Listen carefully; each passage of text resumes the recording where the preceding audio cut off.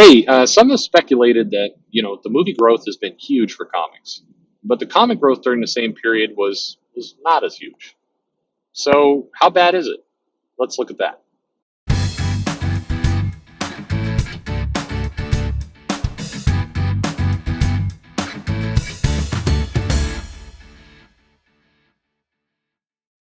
Hey, this is Perch. So this is one of those kind of holy crap kind of moments that you really have to open up your eyes and realize this is a sobering video, depending on how you look at it. And this is, whenever you're gauging the success of one product to another product, it's easy to put a lot of, what's the right word? Not kind of distractions, red herrings, those kinds of things into the mix. Where you got to be able to analyze and look at something in a fair way. And as soon as you start to skew the results, then your results are skewed. So this is just one way to look at it. And it's not the be all end all way to look at it. And there's a million other factors and everything else. But I want to put this very small little virus inside your mind. And it's this. So, the comic industry, if you look at the numbers and the sales, and you go to Comic Con or you go to one of these places and you chart kind of good year, bad years, down years, one thing that you will see, if you take a big step backward and you look from the 80s or 90s to today, to where we are right now, you will see a couple things. You will see a business that had a pretty nasty shakeup in the 90s, and then you'll see some mild growth and some stabilization. And you see some bigger growth in kind of late 2000s, and then you see kind of even bigger, some record numbers, but not like 500% growth. You just see this year was up 5%, and then this year was up 4%, and then this year was up 8%. And so you see growth, and that's all good. If you were a hedge fund manager for a low risk investment, then these are good numbers. You're seeing a slow climb upward. You're seeing when it dips, it does dip. The funny part is, and people take it to extremes. That people within the comic industry will say, oh, this is a record year. Who said comics are dying? Look at all this money, when it's up like 4%. And on the other end, you'll hear people go, oh my God, it's imploding. Everything is crashing around us, when it was down like 3%. And if you take a step back, you see a pretty flat line. You see mild growth, and you see some dips along the way. And you see it kind of trundling along.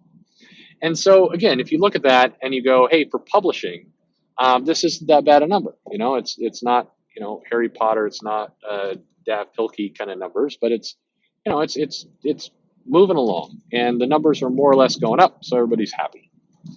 And then you get into all the details around what are we paying people, and I mean, there's a million other little factors in there. But a friend of mine said once, upward numbers are better than downward numbers, and even if the upward number is not sharply upward, upward is upward. It's better to be what is it? Better to be vertical than horizontal. I think is the other way you relate it to death. So that's all well and good, and you can actually take that picture and you can kind of get yourself into a warm fuzzy feeling about that. And then you take a look at the superhero movie numbers. And here's where you can't, again, it's not one to one, it's not apples to apples. It's kind of apples to oranges in many ways. But you look at the numbers and growth of the MCU, and in particular the Marvel properties. And so you can go pull the the Disney annual reports. You can look at the Marvel, the cinematic line item where they do actually break out some of the Marvel, or not some, but they break out the MCU and they break out some of the licensing around Marvel properties. The publishing is still all tucked away inside of everything, so you can't get exact numbers on what's happening with Disney publishing versus Marvel publishing and other things. And therein is a big clue right there of where the story is going. But if you look at the Marvel numbers and you go back to say 2008 even, and you just kind of track upward, and you see the old Paramount Iron Man kind of story, and then kind of being pulled into Disney and how these movies are going. 2008, is that right? It doesn't sound right in my head. Anyway, you get the point from the beginning. What you will see, certainly in terms of the movies, is a much steeper upward line. You see, there you're starting to see very big growth, 200% growth, 300% growth type numbers. And then when you add into that licensing opportunities that this business started up, that number is insane. And if you just look at Disney as a whole, and you look from the Marvel acquisition to, to basically to today, and you look at the businesses that have been opened up, the multi-billion-dollar businesses that have been opened up, particularly in terms of licensing, you see a ridiculously healthy growth in that business. And so now, picture yourself in a nice spreadsheet program. If you guys are familiar with Excel, you've got Excel, and what you've done is you've layered in the, year by year growth or slip of the comic business, and you see it kind of trundling along. And what you want to look is a trend line, and the trend line should look, that's the general shape of the line from year to year, and you'll see a pretty horizontal kind of, moving upward, but mostly horizontal line. And then you compare that, you put that next to the trend line of the movie business and the licensing business, the stuff that is not the comics. And what you will see is like almost a, what will look like almost a 90-degree angle. Not really, but you will see like one line that is just shooting for the stars and the other line that's just kind of sitting there horizontal. And that is a terrifying look at the world. Absolutely terrifying.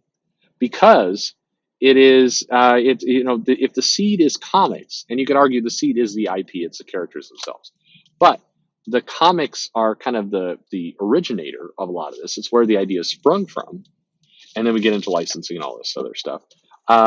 It's there that suddenly this comic growth looks pathetic, beyond pathetic. It looks terrible.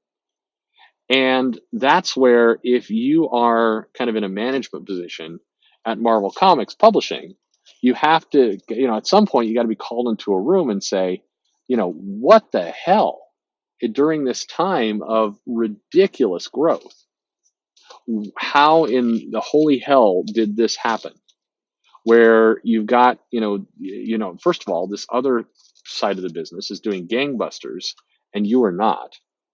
And then when that other side of the business was doing gangbusters with your characters, you couldn't benefit from it. That's you're getting fired kind of stuff. And the weird part is, the only reason why a lot of these people probably aren't getting fired is that the number is so small and so insignificant and so in the background that it's just not worth the time to go fire them. That's the horror of what this looks like. Now, I'm being extreme. That's why I said at the beginning, this is not, apples to apples. There's a lot of other factors in here.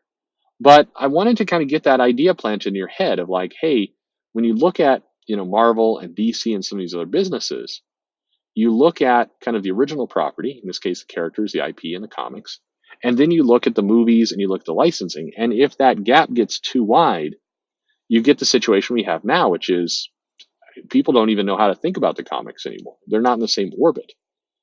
And that ultimately is a problem. And that's kind of the problem we're facing today. Anyway, short little video. I wanted to kind of get that idea in your head just to think about. This is where comics have a struggle. And in particular, the big two have a struggle. Because at some point, somebody does notice. Because it becomes less about, hey, you're flat, or hey, you're profitable, or hey, good news, it was an up year by 5%. And it becomes more a question of, how much money are you leaving on the table? And that gets to be a pretty nasty discussion pretty quickly if you don't know what you're doing. But let me know what you think. Again, not apples to apples. Obviously, there are a lot of factors here, but growth, you should see more trending together than you see. And if you don't, you have to ask yourself why.